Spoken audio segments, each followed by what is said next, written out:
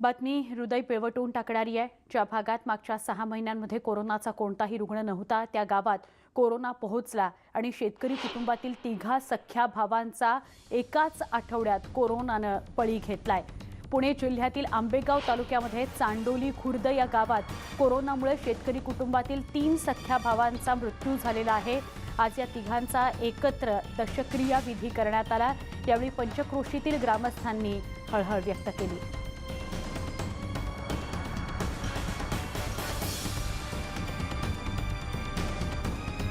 अत्यंत क्लेशकारक बातमी आहे। आंबेगाव जुन्नर इथं कोरोना पोचला आणि एकाच शेतकरी कुटुंबातल्या तिघा सख्या भावांचा एका आठवड्यामध्ये मृत्यू झालेला आहे।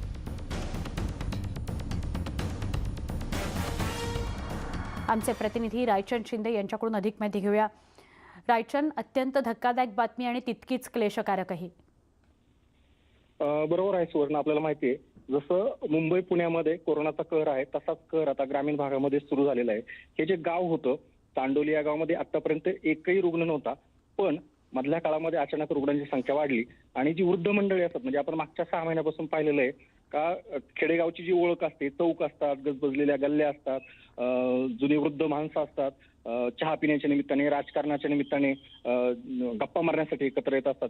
सगळी मंडळी मागच्या 6 महिन्यापासून कुठल्याही कट्ट्यावर दिसली नाही, चौकात दिसली नाही, पण या सगळ्या माणसांनी धसका घेतला तो या सगळ्या कोरोनाचा। आणि फक्त काही लोकांना ऐकीव गोष्टीवर, बातम्यांवर कॉन्सन्ट्रेट होऊन ही सगळी मंडळी ह्या धसक्याने फक्त कोविड सेंटर पर्यंत गेली आणि त्यामुळे हे सगळे प्रकार घडू लागले। त्यातलं हे एक उदाहरण आहे आंबेगाव तालुक्यातल्या एकाच घरातली जीवाभावाची तिघे सख्खे भाऊ फक्त एका कोरोनाने त्यांचा बळी घेतलेला आहे। धन्यवाद रायचंद, आपण ही माहिती दिल्याबद्दल।